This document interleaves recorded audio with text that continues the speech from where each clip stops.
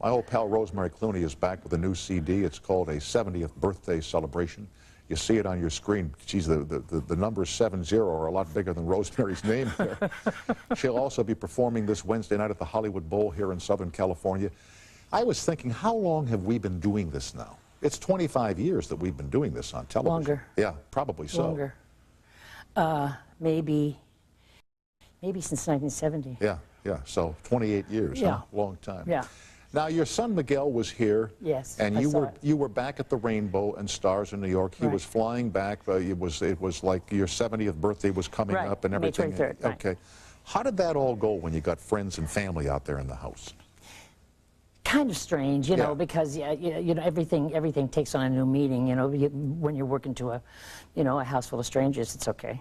But everybody knows, you know, the songs you like, the songs you don't like.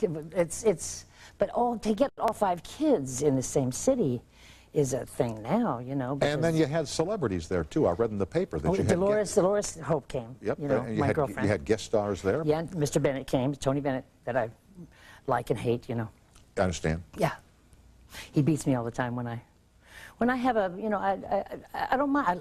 The nomination is the thing, isn't it? Sure it is, yeah. No, it isn't. No, it isn't. The Grammy's the thing, right? The Grammy's the thing, yeah. Never have gotten one. Lots of nominations now. I've got a lot of paper, but Mr. Bennett's got all the metal. Thanks, Tom. Do you have any tricks to overcome nervousness, like if your family's there, or Tony Bennett, and I read that Betty Comden and Adolph Green were there one night? Yes. No, I'm nervous every time. Before I get on the stage, I'm nervous. There wouldn't be a tip that Bing Crosby maybe gave you years and years ago. That oh, it's only a tip. Oh, yes, he did. But I'd tell you what that was about. That was because I have trouble remembering words. So I'm backstage at the Dorothy Chandler and going over words, and Bing said, "What are you doing?" I said, "I'm learning my words." And he said, "Why?" I said, "Because I don't want to make a mistake in front of the people." And he said, what do you think they're going to do? Form a posse and come up and get you? They like you. They're not here to hurt you. They're not going to hurt you. The fact that they bought a ticket, Rosemary, means that they're on your side. And if you make a mistake, stop and tell them.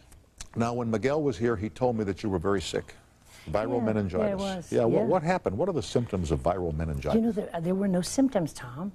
I did a benefit in Florida, and as you know, as we both do, we drive sometimes. Well, I rode in a car with a driver from Florida to New York, and I was supposed to. You know, they have planes that go up there. Shut up! I know about it. I know about the planes.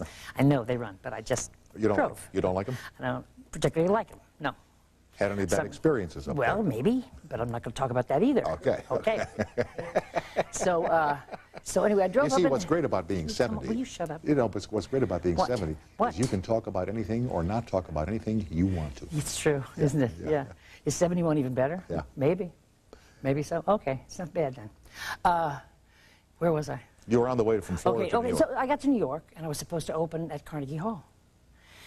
So I woke up in the middle of the night, and I knew that I was making no sense at all, and I couldn't make any sense, and I knew that there was something wrong, and Dante sent for a 911 person, and took me to Lenox Hill, and I was in a coma, and I didn't remember getting to ER, for heaven's sake. I could have spread it all over, you know, ER, that I had a nephew that was in ER, you know. But no, I didn't even have that chance.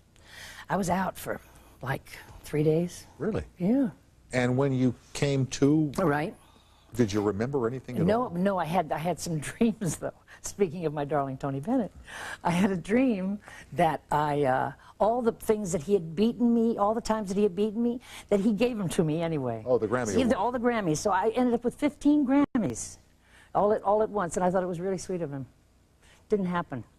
It was a coma dream. But you didn't remember anything about going to the hospital? No tests or any of those things. And how do they cure viral meningitis? I'm not sure.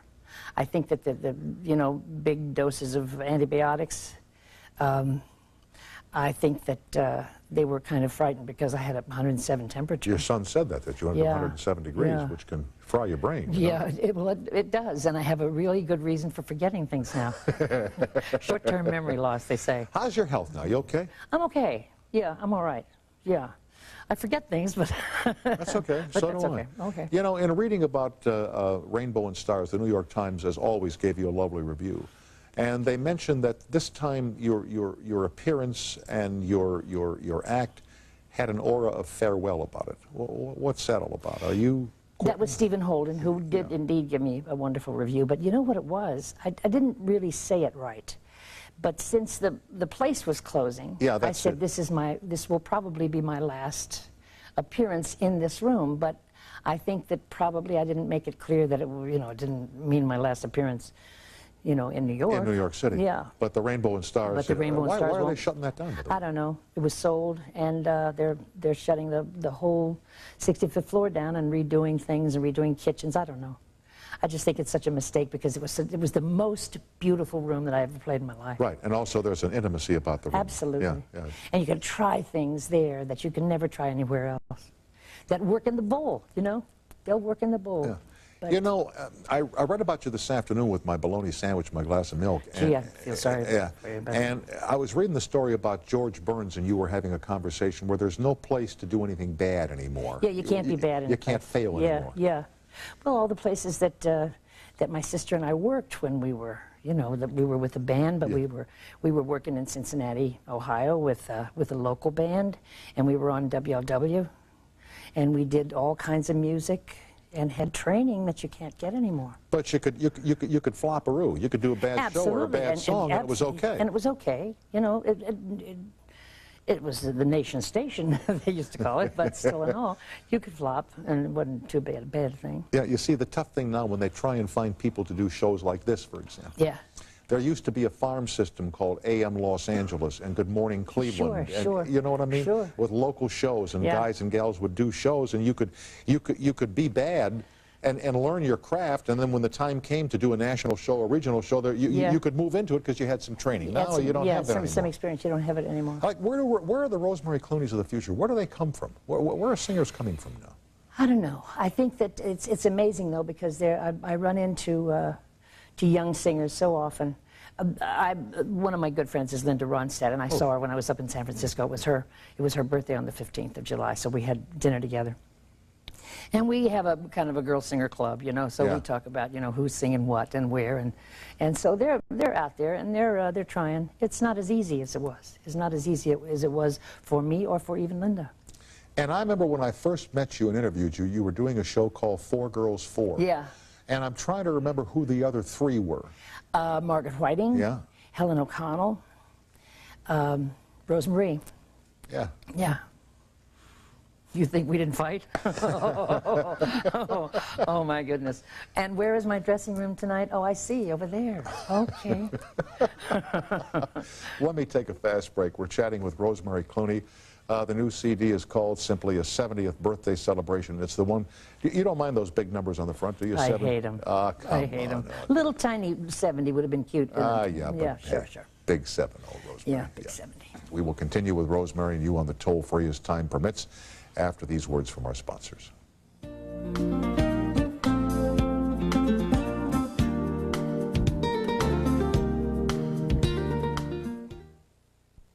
With Rosemary Clooney, who's at the Hollywood Bowl here on Wednesday night in Southern California. Here is Melinda on the toll-free in Henderson, North Carolina. Hello there. Hello. Hi. How are y'all tonight? We're just fine, thank you. How are you, Melinda? I'm struggling with a ruptured disc, but other than that, I'm Oh, well, take care. Sit down, relax, shoot, and say sit hi to down. Rosemary. Yes, have a little shot of something or other. Yeah, I wish I could. You can't do it, huh, Melinda? Yeah. Rosemary, could you please convince George not to leave ER, please? Yeah, right. No. No, he really is. He's serving his time. I mean, he's signed for a certain amount of time, and he's staying as long as the contract lasts. And I understand what you mean, because I like to watch him on TV, too. I just wish real doctors were more like those on TV. Well, hello. Sure. They cure people on TV. Yeah. Yeah. But I really admire you also, and I just wanted to thank you for any part you had in bringing him to TV. I didn't do a thing, sweetheart. I didn't do a thing. Stood by and cheered. Yeah, I absolutely did. He stayed at my house for a year and a half, and then I said, "You better get out." and so he did. And look where he is now. No, thank you, Melinda. Thank you for saying that. And I'm glad you're feeling better. Yeah.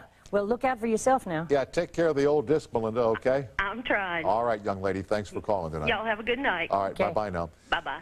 This was in the papers, and I would never infringe on the privacy that you and Dante have shared for 24 years and more, but happy wedding, kid. Well, thanks. I mentioned this on the air. Yeah. Took you 24 years to get it done. 26, actually. Why? Well, I've known him for 40, you know. Yeah. Knew him before I got married and before he got married to somebody else. I wanted to get married in my church back home in Maysville. And so I talked to my brother about it, and I said, I wonder if it would just be too big a deal, you know, because Dante was married, but not in the church, and I was married once and not in the church. Right. And so we started through that, you know. You talked with Nick about this. Yeah, well, I discussed it with Nikki first, and then I went to a priest, and we settled it, and it didn't take too long, and. What do you have to talk to the priest about, if you don't mind my asking? Well, you have to have a marriage license. Well, first of all, you have to have your baptismal certificate, Right. and then you have the marriage license, and you have the divorce decree. Right. In my case, the priest said, "Is there a death certificate that you could get?" And I found myself saying, "I don't believe that I can do that, but would the obit from the New York Times work for you?" Would that be all right, Father? Yeah, And he that's very said, good. "Yeah." Okay. He said, "Okay." So that's what I did. Yeah. So it's stuff like that, and so there's a lot of paperwork. Yeah, and I got everything. you. I Yeah, got so, you. But then, my grandson, my oldest grandchild, is 18, and he was the best man, and I had the only 69-year-old bride that had a 13-year-old maid of honor, and the twin granddaughters were bridesmaids, and there we were. In Maysville. Big day in full Maysville. Church, full church. We had a Big full day in house, Maysville, full house, huh? full house. Yeah. Now, let me ask you here about Mr. DiPaolo, Dante. Yes. Okay. He inherited 5 kids, right? Yeah. I mean, even when you guys were courting, Oh, you yeah. had these 5 kids, and Yeah. he's got a And you know the ages that he walked in on? 13 to 18. Yeah. Not easy. Not easy at all. Did he make a lot of speeches, or? He didn't make many speeches at all. He went out the first night that he came to dinner. I left my son Miguel. Yeah, who's here, right? And he was here, and Dante at the dining room table, and it was shortly after Christmas, and they left the house together to kind of scoot around town, I suppose, together, and they left the centerpiece going, and the dining room caught on fire. Thank you so much, Mr. DiPaolo. That's a wonderful beginning. And so those 2 leaves still haven't been fixed. Thank you, Dante. In any event, it was hard for him. I know it was, but he kind of worked with each one, and they love him. And the grandchildren, of course, treat him as a grandfather. Here's Kathleen in Pawtucket, Rhode Island. Hi, Kathleen, and welcome to CBS Late Night. Hello. Hi, Tom. Thank you very much. You're welcome. Rosemary, Yes. how are you? I'm well, thank you. I'm glad. Out of your 5 children, how many are in the entertainment business? My youngest son does a lot of voiceovers in New York. In fact, makes a very good living at it. And my oldest son is an actor. Really? Yes. Wow. And that's it. Well, that's wonderful. I was really curious. You are a wonderful woman. Well, thank you. I sometimes try to be. Do you ever, do you ever Thank look, Kathleen, hold on a sec. Do you ever look back, you know, raising 5 kids, and you were a single mom for a lot of those Yeah. years? I mean, you ever look back and wonder, how the hell did I get all this done? And they all turned out pretty good, you know? Not bad, really, considering everything that, you know, the particular years that we went through together. I was on more drugs than they were, though, so at that time, so I guess they were looking after me. Yeah, sometimes I look back at it, but I look back at it fondly. It wasn't bad. Yeah. It wasn't bad, Tom. Yeah. Kathleen, thanks for watching, and thanks thank you so Thank you. much. Thank all you, right, sweetheart. okay. Good night. Good night, Kathleen. Thanks for calling again, young lady. You know, I told you once I watched this show, and I watch it about once a year, the Edsel Show, with you and Bing Crosby and Sinatra and Frank, and yeah. special guest star Gary Crosby. Because it's so stupid the way they introduced this car, the Edsel, which, Oh, I know. you know. I know. How'd you find out that Frank died, Sinatra?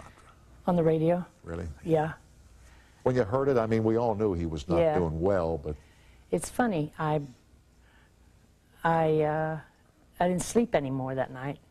And it seemed that everyone, especially in New York, you know, was talking about it and playing his music, so there wasn't anything that you couldn't really get away from it. And I didn't want to, especially, but I didn't... Did you mention it on your show that night when you went on? Yes, I did. I did. I made one phone call to Nancy Sr. to tell her I was sorry. And I said, just tell the kids, you know. And then I got on the stage that night and I said, this is the first time in my life that I have stepped on the stage to sing a song that Frank Sinatra hasn't been in my world. Yeah. And I don't know whether I'll make it or not, but I'll try. It was difficult sometimes, you know, some songs. He was such an influence on all of us, you know, all of us. Well, listen, there isn't anybody in America whose life has, there are few in America whose lives have not been touched Absolutely. by some Sinatra song. Absolutely. And you can listen to his songs and think of things in your life that happened as you listened to that. And by the way, the same happens to be true with yourself. A few, yeah. Quite a few, as a matter of fact. Yeah, Quite a few, but with Frank... What was the restaurant there's a man that used to work with me at NBC, Dave Tebbett. Dave Tebbett. And he would take us to this, Patsy's, Patsy, where Sinatra sure, would go. you used to go there, didn't you? Yeah, where Sinatra would go all the time with his mother. Sure. There was a booth in the 50s. There was a booth that was just one booth, and then the rest were just tables. But that had frosted glass, and so Frank could be there and be quiet and not be bothered by anybody. But if he wanted to come out and see somebody, then he would. You know, it's I walked in there when I was in New York, and that's the first time it hit me, that he wouldn't be there anymore. Remember Patsy? Sure do. Remember Patsy standing like this, but with the gray, he always wore a gray jacket. Yep. Not a white jacket, but a gray jacket. Yep, and always standing there outside the kitchen door looking around the room. Man. Oh, yeah. He ran a tab for me, I think, for 6 months when I first moved to New York. What, run a tab meaning you didn't have to pay? I didn't have to pay, you know, because there wasn't much money coming in, let me tell you. No. But you see, all the restaurants, the great ones in New York and L.A. and probably Chicago, like Chasen's here in Los Angeles, 21 back in New York, if an actor or a singer was out of work, they'd call and say, where are you? And you'd say, well, I don't have any more. Come on in anyway, we'll run a tab for you. Isn't that something? But that's gone now. But sure. Sure it is. No, it isn't. Patsy still would do it, I'll bet. Joey, that's Patsy's son. Yeah, he'd still do it. Now, you mentioned Florida to New York by car. Yeah. You've seen most of America by car or bus, which is another wonderful thing. The air conditioning went out of our bus when we were traveling through Texas one time in the heat of summer. And the drummer, who was not too together anyway, put his foot through the window, which only made it worse, because then the heat was coming in. Oh, yeah. My sister and I crisscrossed this country a lot of times in a bus and then by car. And I'm told that you've bumped into one of our favorite guests here, Robert Blake, at parties, huh? I love him on your show. Well, I love him. But that's the only time I see him. Yeah. I walked into a party once, though, and he was there. He didn't look like he wanted to be there much anyway, you know, and so I went over and sat next to him. He said, are you going to sing tonight? I said, no. He said, you're not going to sing tonight? I said, well, okay, I'll sing for you. So I went over and got a chair, and I just sang, it's very clear, our love is here to stay. Sang the whole chorus, and he just kind of nodded, and he loved it. Yeah. He liked it very much, and I didn't have to bother with the rest of the people. He truly marches to a different band. Oh, yes. Not a drummer, no, an entire band. An entire band. Even the band isn't together. It has no drummer. Anyway, you're going to sing for us tonight. I will, okay, yes. Terrific. Back with Rosemary Clooney. And is this something from 70? Yeah, it's from 70. Okay, terrific. We'll be right back with Dear Rosemary and you after these messages. Can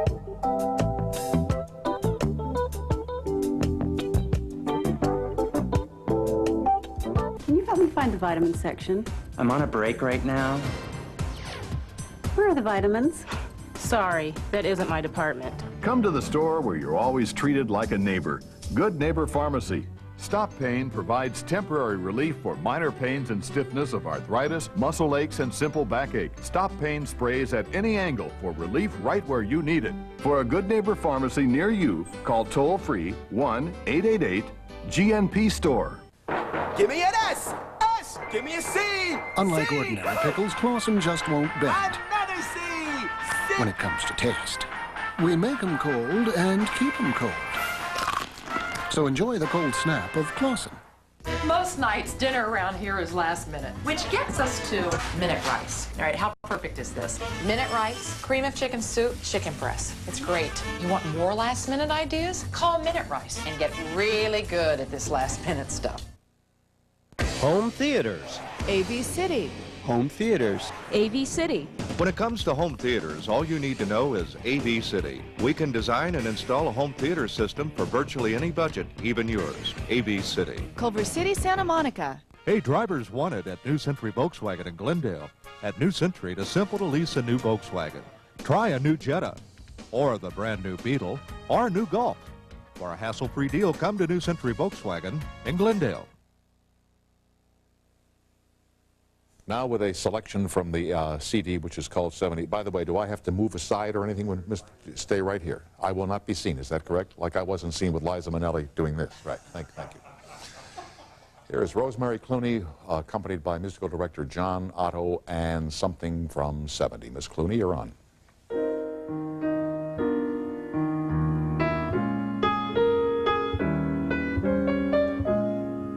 Thanks for the memory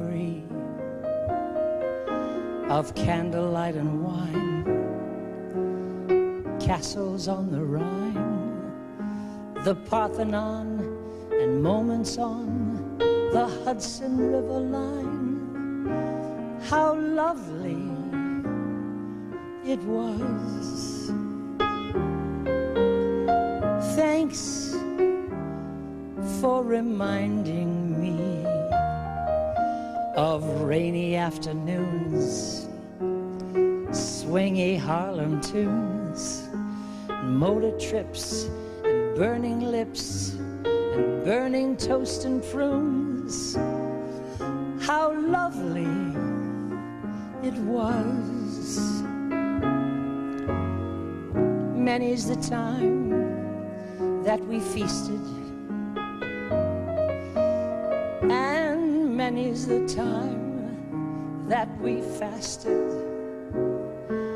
Oh well, it was swell while it lasted. We did have fun and no harm done. So thanks for the memory of summers at the shore, nights in Singapore. You may have been a headache, but you never were a bore. I thank you so much.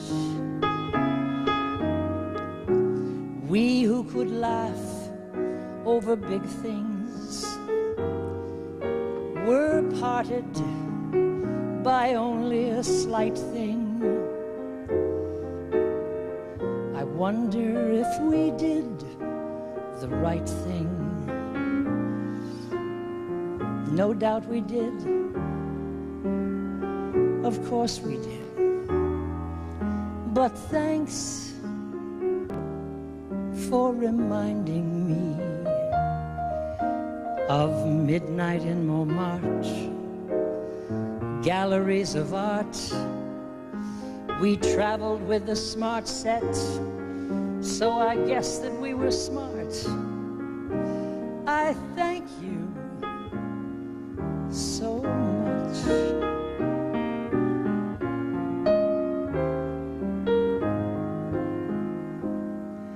And strictly entre nous, darling, how are you? And how are all those little dreams that never did come true? Awfully glad I met you. Cheerio and toodaloo. I thank you so much.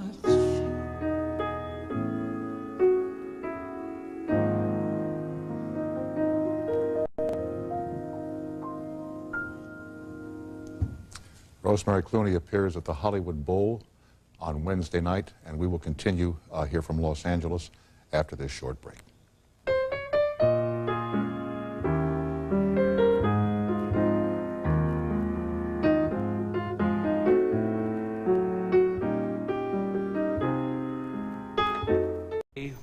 Whiting and our next guest, the marvelous Rosemary Clooney.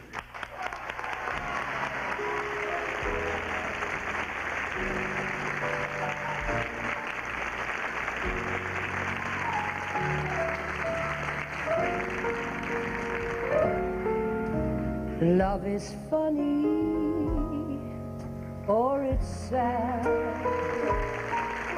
or it's quiet, or it's mad. It's a good thing, or it's bad, but beautiful.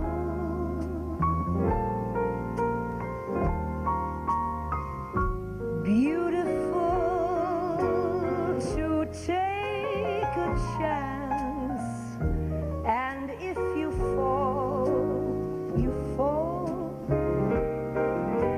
And I'm thinking I wouldn't mind at all.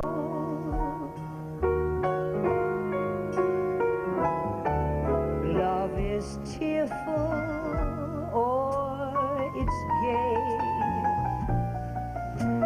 It's a problem, or it's play. It's a heartache either way, but beautiful. And I'm thinking, if you were mine, I'd never let you go. And that would be but beautiful, I know.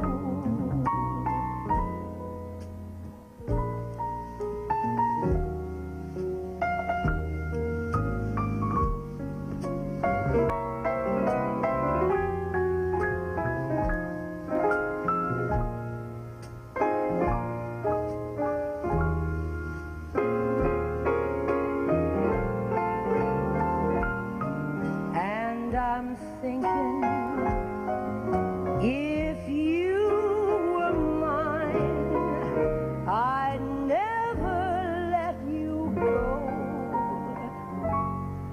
And that would be but beautiful, I know.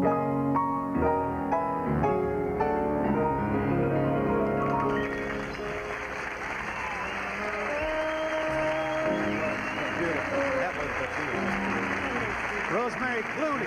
We'll be right back. Talk with Rosie right after this.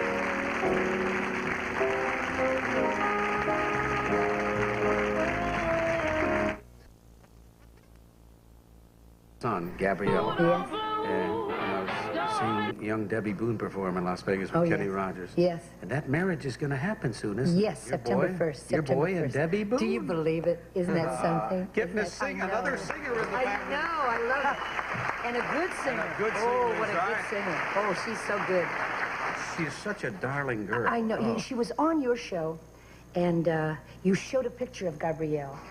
And I was in Wilmington, Delaware, in a hotel room, thinking I can handle this very well. All of a sudden, I'm looking at my kid's picture on your show, and Debbie, and I started to cry like a ridiculous person. It's so silly. The song you just sang, it was long identified with our good friend whom we lost not long ago, the late Bing Crosby. And when did he sing that? Do you remember when he did that? It was in Road to Rio in '47. And we're trying to, Burke and Van Heusen, you think? I think you're probably right. Oh, that's yes. such a good song. Isn't that a pretty song? And you sing so He just good. did the best music. Your sound and your voice has never been better. I'm liking to do it better. Yeah, thank you. I don't think people certainly remember you were working with Bing, but I didn't remember that you had worked with him for 26 years. Isn't that right? Yeah, that's right. I didn't realize that either until you just said it. My goodness, that's a long time. That is a long time. Is it true that you used to do his radio show when you were expecting? He would come to your house and record the radio show? Yes. But the way that it happened was, we used to go to the studio to do all the music, you know. But then, one time, I couldn't leave the house when we had to do some of the radio shows, because they were on every day, you know. So they set up in the living room, and he kind of liked that. He only had to come about 10 minutes away. And so he said, well, we'll do it from here, from now on. So that's what we used to do. We would... And nobody knew that? No. No, the sound was pretty good, you know, and we would set up and do all the commercials first. And then we'd break out the ice, and Ken Carpenter and Bing and I would sit down. A little scotcherino. A little scotcherino. Why not? Yes. How many clam bakes did you do, too? Oh, wow. I guess about 10. That's the first time we worked. We were doing a clam bake with Phil Harris and Bing. And Rosie sang 3 songs and got out of the room. Oh, yes. It was a stag. Oh, that's right. And you know, Bing used to really, he'd say, I'll come and get you. You just stay in your dressing room, and I'll come and get you when it's time for it. He wouldn't let me stay. Why? What did you guys Well, Phil Harris would get a little crazy. crazy. Did you read the article recently about him in the Sunday Times, I think? No, I didn't. Oh, it was fascinating. Was it? Oh, I got to get him on a show to talk about that. He talked about all the good singers and why they're good in his old days and the band days. It was fascinating. You would have loved it. He's a fascinating man. I'm going to save it for you. Hey, there's a reason why he was Bing's closest friend, right. you know? Oh, yeah. Really? I did something so smart that for once I did something smart. Bing Crosby and you were working in New York City. At the Eurus? And I went to see the show. I said, you know, I never saw Bing Crosby in person. I want to go see that show. It was great. Oh, wasn't it a thrill the way that the audience reacted to him? It was crazy. He would walk out on the stage and they everybody's going crazy. Why not? He was a tradition. I mean, he was standard. You know, I didn't realize, I don't think, how important Bing Crosby was until I was in Calcutta, India during the war. And I passed this little store, and a guy sitting there with a turban and sheets on, and he was playing Crosby records on a Victrola. You're kidding me. That is big.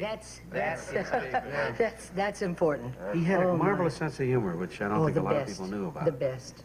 Oh, I think they did. All the things. He kidded about himself, didn't he? Oh, terrifically. You know, he used himself as he would tell great stories about himself. There was one thing that happened in London, the last time that we worked there.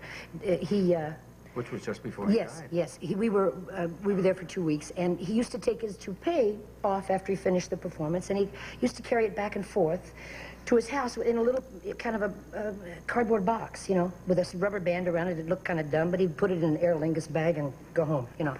So he came to work one night, and he said, I had a kind of a scare tonight. I couldn't find the red cardboard box, because we had a new maid, and she threw it out. And I said to him, you know, the way that he found it was hysterical, because he went through the garbage. Can you see Bing Crosby on the back stoop someplace going through the garbage? That's how he found it. That's how he found it. You know, in retrospect, it would have made no difference at all, right?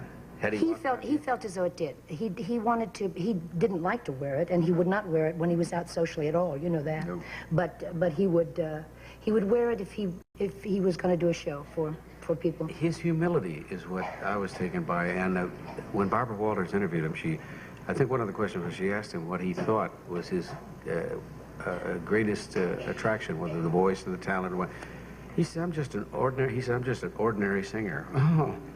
You realize the people that he influenced, he and Sinatra have influenced the world, you know? Yes.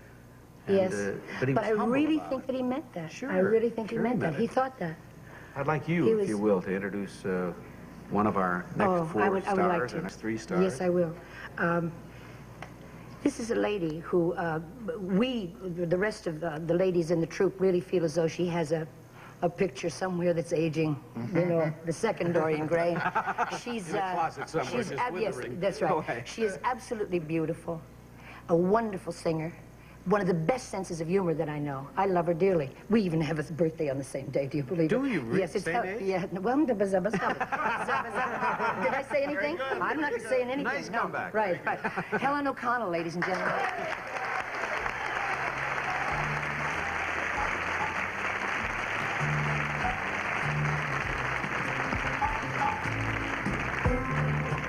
I'll sing it asleep after the lovin' with a song I just wrote yesterday.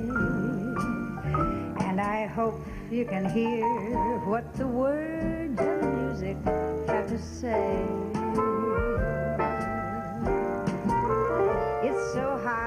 to explain everything that I'm feeling. Face to face, I just seem to go dry. But I love you so much that the sound of your voice can make me high.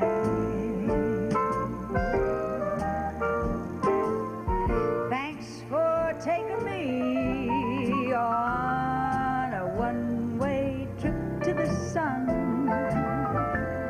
And thanks for turning me into a someone. Yeah, I'll sing you to sleep. After the loving, I'll brush back the hair from your eyes. And the love on your face is so real that it makes me want to cry. And I know that my song isn't saying anything new. But after the loving, I'm still in love with you. Yeah, I'll sing you to sleep. After the loving, I'll brush back the hair from your eyes. And the love on your face is so real that it makes me want to cry. And I know that my song isn't saying anything new. But after the loving, yeah, after the loving, oh, after the loving, I'm still in love with you.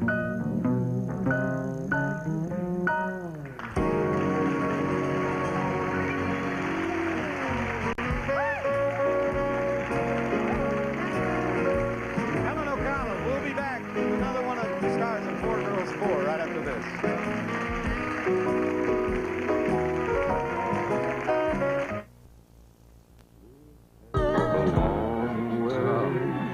She's right. I would be a little teed off too. It's disgusting. I'm tired of You it, look Helen. wonderful. Oh, thank you. Oh, something you said. We do have the same birthdays, except I'm 8 years older than you are, and I'm not going to tell when that was, but I'm 8 years older than you You are. know my kids tell how old I am, so you're in big trouble. My kids say it all the time. They invited, well, you got the invitation to my birthday party, because you send them, you couldn't come. Yeah. And they said, come help celebrate our mother's demi-centennial. Oh, yeah. That's it, folks. That shows you how old I am. Oh, I'm sorry. I didn't mean to do that. Thanks a lot. I didn't mean to do that. I It's swear. okay. But you started as a child. Now I remember seeing you with Jimmy Dorsey. It doesn't matter anymore. You started as a band singer. Did you? Oh no, did you get, no, I did didn't. You, I started as a dancer. you did. Not too good, but What? I was very Classical good. dancer? Or? Oh no, Hoofer. Just. Can you remember any of the steps? I can do a couple. Of course I can. Just I've seen you do your couple. Just a Let's couple. go ahead. What do you want? No, I want you to do it. No, I'm not doing it alone. Well, I'll do it with you. What do you want? There you go. What do you want? You stop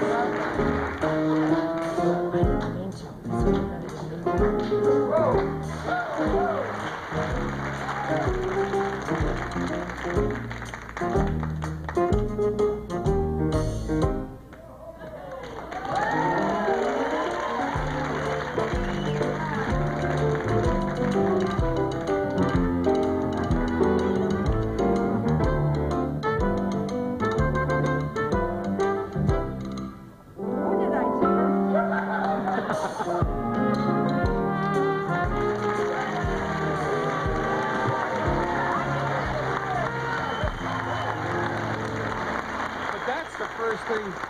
That only took me about 4 years to get that one done. You've been dancing with Sammy Davis Jr. Yeah, you've been practicing and I didn't practice. Would you introduce the next lady with 4 Girls 4 for me? Which one is it? Rosemary.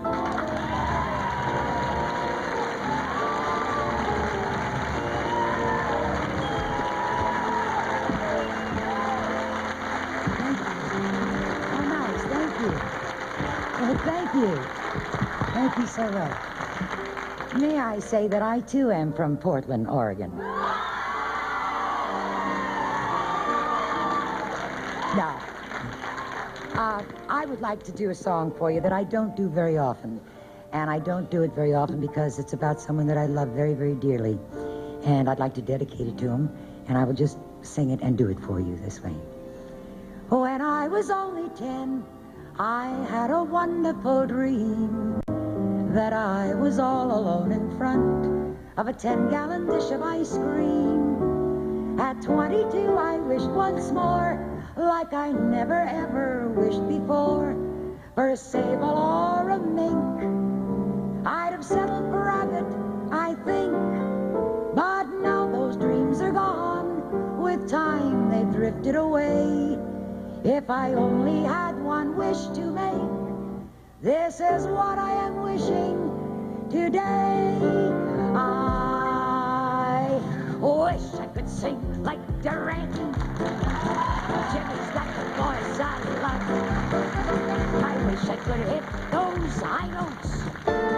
That's the one that I'm speaking of. I could rent a cutaway so I could do my strut away. I know that I'll never fail. I wish I could sing like Durant, the well-dressed night and day.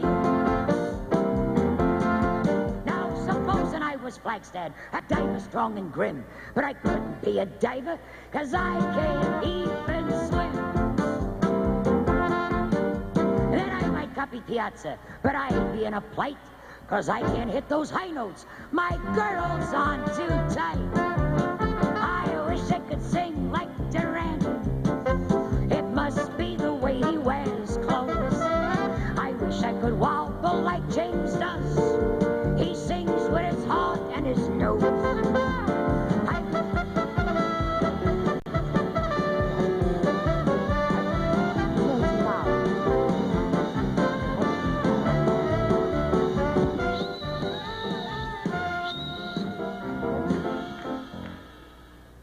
Anybody get hurt?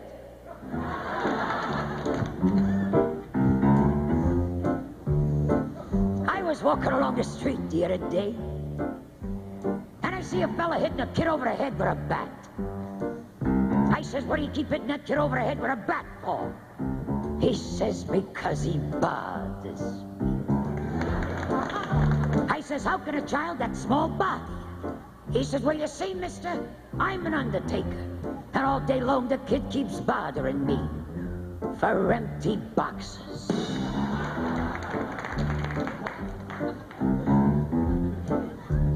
I walks into a very classy restaurant, and I orders pheasant under glass.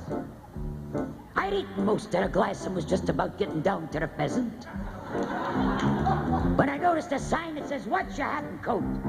Well, I watched my hat and coat. What happened? Somebody stole my pheasant. I wish I could sing like Durant. Oh, what a hit I'd be. I put on a little this away, and I take off a little that away. I wish I could sing like Durant, but it comes out Rosemary, that's me, but it comes out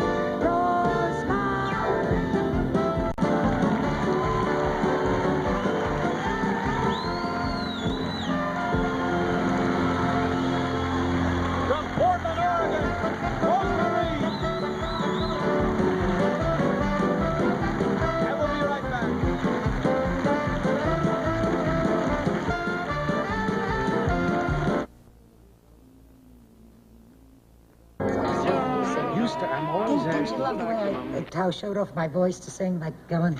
That's what I meant. That's Honest, I do sing, honest.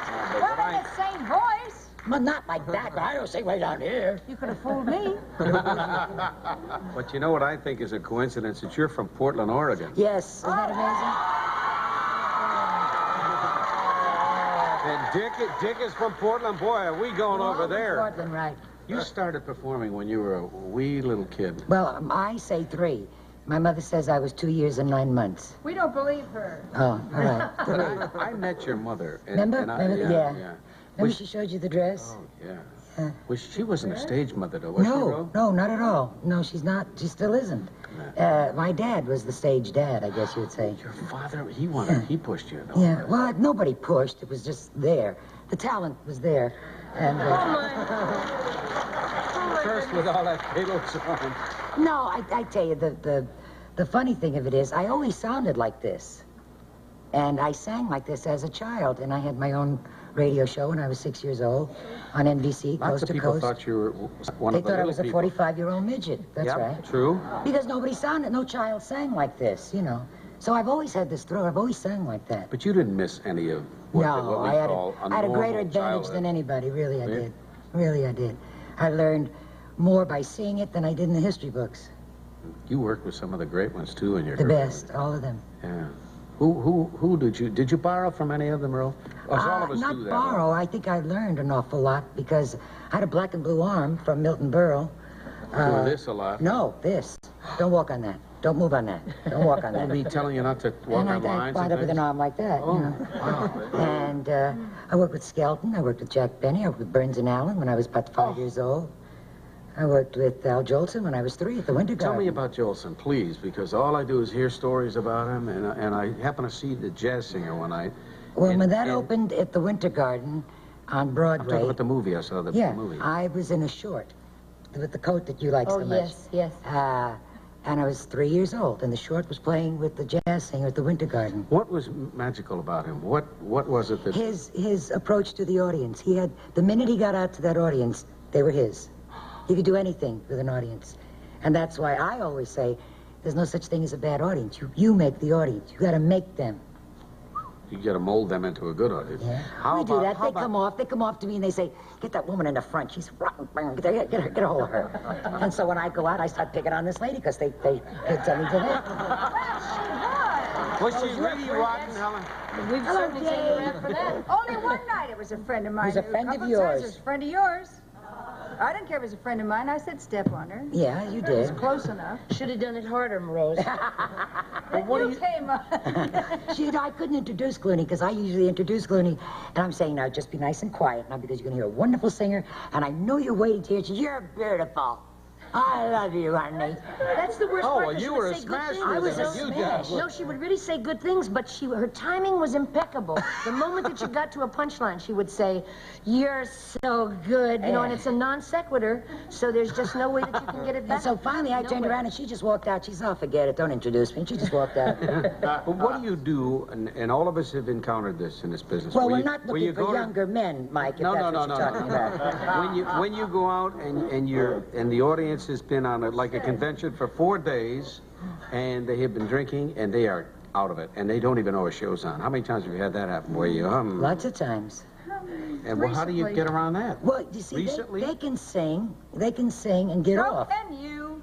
Yeah, but you sing a song and you get off. When you're doing comedy, it's a little difficult. Impossible. So, right? That's the balance. So you have to just work Burst into song. Oh, why don't you go get your hair combed, Helen, or something? Will you introduce the next star of Four Girls, Four? Well, there's Helen. There's Clune. Who's left? You. There's me. Who's left? Let's see, who could that be? I want to tell you about this lady. She opens our show, and that's one of the toughest spots in the world to do because she gets at him first, and she warms us up for us. She's a great, great singer. Oh, Wonderful talent and a hell of a gal. Ladies and gentlemen, Miss Margaret Whiting.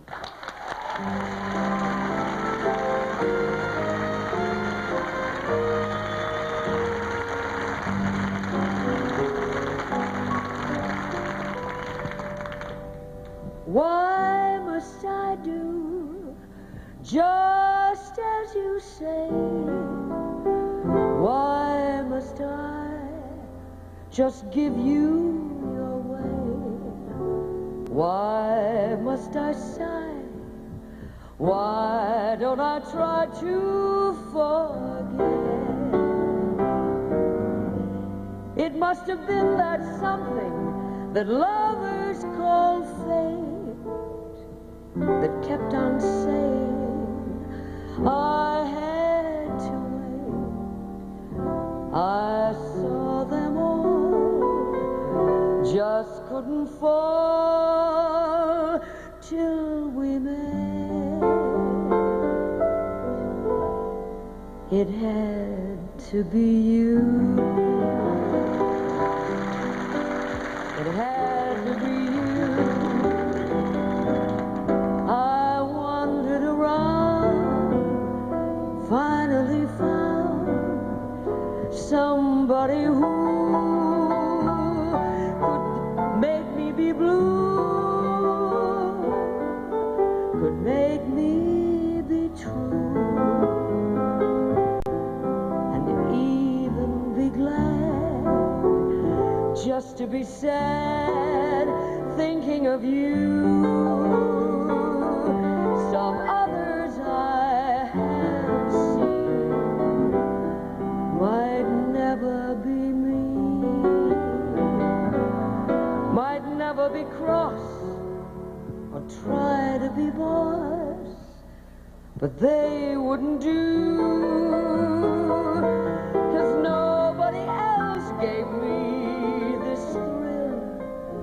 With all your faults, I love you still. It had to be you, wonderful you. It had to be you.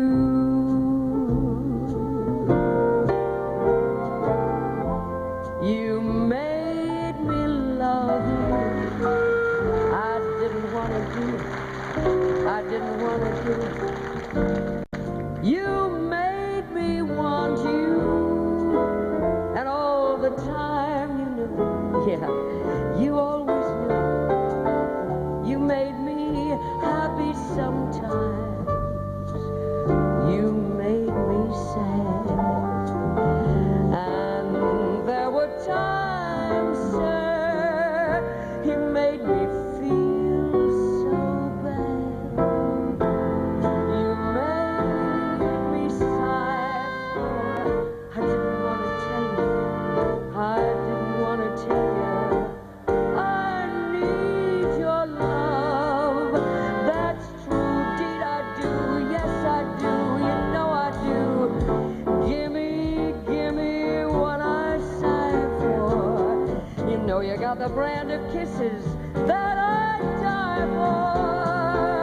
You know you made me love you.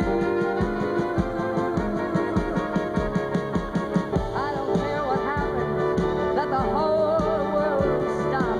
As long as I'm concerned, you'll always be the top card. You know you made me love you.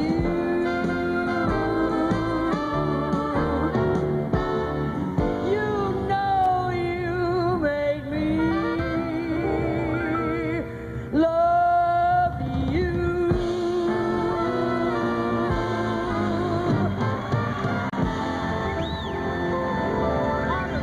The Portland Flash.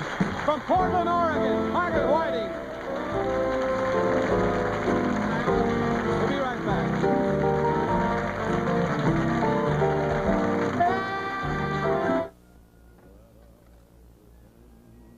Oh, you got it. Will you do me a favor? Repeat that ending of Margaret. You know where you went. The band was da da da da da da. Here's what we were doing. Here, to the new. I don't care what happens, let the whole world stop. As far as I'm concerned, you'll always be the top dog. You know you made me love you. Yeah. Oh, yeah. You know you made me love you.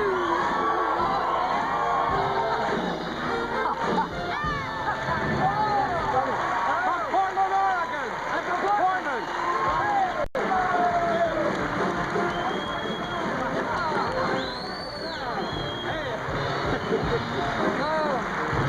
I gotta tell you, Mike, you should never do that because when you get older, the legs go first. I love it. We've got a new addition to the act. We've got 4 girls and 3 guys. Hey. It's great. Wouldn't that be wonderful to have the... Any guys. Oh, Just so they're warm, Helen, huh? she's beginning to breathe. We're all single. She's beginning to act like Rosemary. Rosemary talks about not getting a fella. But she's true. But every time I see her, she's with a guy. You did all right in Dallas, honey. Oh, did you? Tell us about it, Rose. We're not talking about recently, are we? She's kidding. I mean it. Oh, baloney. Can you see the four of us on the road together? It's marvelous. Looking for fellas. No, wait a minute. Hold it, Charlie. Are you going to tell now? Hold it. Oh, because I'm going to move back Hold where it. my guys are. Hold it. We don't look. You look. I not only look, I find. Wherever there's a band, there's Margaret. You know what? Margaret's always with musicians, right? Margaret's always with musicians. Tell him. She had in the Dallas, last night in Dallas. She had a date with the entire rhythm section. It's true. But one of the biggest laughs of the show came from that one night. It just, the girls were carrying on in our finale. We never and I just thought, my God, is this ever going to end? Because there were really one joke after another. I was standing there with nothing to do. Rose, the two girls. Oh, yeah. No. The two, they were all gorgeous. My ladies are all gorgeous. But I finally said, I'm just standing out here with nothing to do. So I started talking to the musicians, and I said, heel. And she came to the mic. I said stay. And that's what happened. So we worked it into a big joke. But I got to tell you, Mike. Tell them about what you think you are, Margaret. They don't let me play with the musicians. They don't let me do anything, but they've got to face the fact sooner or later that I am the sex symbol of the act. If that is true, Mike. If that is true, we are all in such trouble. That's the jokes. You guys have got so much in common, all of you, because you're Well, we're girls. That's openers. No. And we use that word openly. Girls. Oh, yes. Says we use it terribly loosely. But you've all had similar careers, and what are the similar problems in our careers, headaches and heartaches, and it's very nice to be out there, all four of us, where we can face them all and nobody dares. Okay, let's start with the low points in the careers. Oh. Your low point. I am? We'll get to the good stuff later. Helen, the lowest point in your career. Oh, my goodness. We all have them. Oh, I know. I had so many I have to choose. The lowest. You got to know what the lowest is. Besides this show.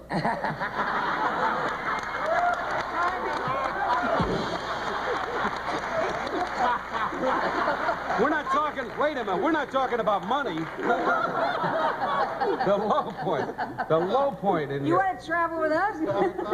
What a way to finish a week. The lowest point in your career, Helen. You mean, like, being on stage, what was the pitch? No. The lowest point. When you did my life, when it was in your career, when it is bad. My lowest point was when I began. I've been going up ever since. Are you serious? No, I am. It was very difficult for me to come back into the business after I was away for 7 years. That was the lowest, I suppose, okay, there emotionally. It wasn't the lowest career-wise, though, because I was on the road with Martin and Lewis. That can't be a low point. Oh, I guess not. But I guess just struggling along in the beginning when money was very short. I earned $20 a week for 2 years and sent 10 home. And it's hard to live on $10 a week on the road. And she used to skip breakfast. I She did. told me when she was Yes, on I the did. bus because she didn't have I could enough have money. a bowl of soup with dinner. Oh, God. What was the lowest point in your career, Maggie? She never Year and a had half ago one. when I don't she really... joined us. No, I don't really... She didn't have I don't one. know. I was born, my father was the songwriter, Richard Whiting, and I always had music around the house. And when I started to sing, Johnny Mercer heard me and signed me to Capitol Records, and they put me on several programs, and it just went on from there. I never really had a low She really point. hasn't, I don't think. I hate to say that, but I mean... I'd love to say that. Rosemary? Me? No. Ro. Marie. Oh, Rosemary. Marie. I'm sorry. Mary. Marie. I misunderstood. You, Rosemary. I said I meant Rosemary. no harm. You know, I just said... You said me. One word, and she's in such trouble. She said me. Me? No. If she learns to say that. What? Choo-choo, Then I get what? next Oh, week. yeah, next week we learn choo-choo. Say choo-choo trade. Right, okay. No. Can't win for No. The lowest point. I think the lowest point of my career when I was about 12 years old. And Baby Rosemary was a big, fat, ugly thing, Oh, come on. No, I mean that. I weighed about 160 pounds when I was 12? about 13 years old, yes. Holy Toledo. But look at her now. And that's tough. That's tough to deal. No, it was, I tell you, the kids today have it very, very easy. By that I mean there's no transition from child into teenager. They just sort of glide into it. Before you were an in-between. You really were. You couldn't find the right clothes to wear, the shoes to wear. The whole adolescence. And it was a very hard time going from 12 to 13. Yeah, they're more subtle about it. They go right into it now. Yeah. They just glide into it. But that was it for ugly, you. ugly time for me. And then I went back into, when I was 16, my first date was at the Versailles in New York. Wow. Boy, that's As pretty good. grown up, because I could play New York. That was the top place. How about you, Rosemary? 1968, I would say. When you had your problem? Yep. I would say that would be. Okay, I'll start with you again. The high point in your career. High point. High point. I think the first night at the Dorothy Chandler Pavilion with Bing, because it was his first concert in Los Angeles, you know, and I was on the stage with him. I think probably that was the high point of my career. Bro? I think opening night of Top Banana on Broadway at the Winter Garden, and I had 3 songs to sing, 1 with Phil Silvers and 2 by myself, and those were the only 3 songs that stopped the show. Oh, boy.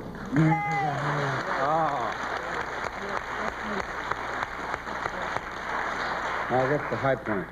Well, I think probably the first record I made with Johnny Mercer acting as the A&R man and being the first artist they signed to Capitol, having him pick my father's song, My Ideal, and having it turn out to be a hit was the high point. The first record I hit. First record. First record she ever wrote. Father's song. For my father's song, which was The father's song made it so That's a special. combination of unbelievable circumstances. Yeah, it is. Great when it happens, yeah. Helen, the high point. I'd have to divide it into a couple of categories. I guess the really, really high point in my life was joining the Jimmy Dorsey Band, because that was my favorite band of all bands. It really was. A lot of people agree with you. It was. Second was Jimmy Lunsford, and then, of course, my favorite singer was Bob Everly. So I arrived, you know, just like the world was working marvelous. with him. But then I also have to say doing the Today Show was a high point, because it was a turning point. Sure. And this, of course, is a new high, and I don't think I've really reached the highest one yet. That's wonderful. Girl. Yeah, good, beautiful.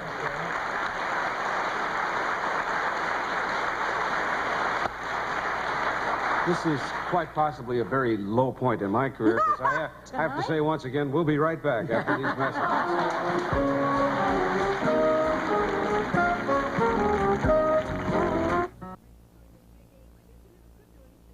Introduce our next guest. The girls want to introduce their conductor to you, and I think that's lovely. So where is he? Frankie Ortega. Where are you, Frankie? Frankie, come on out here. Take a run.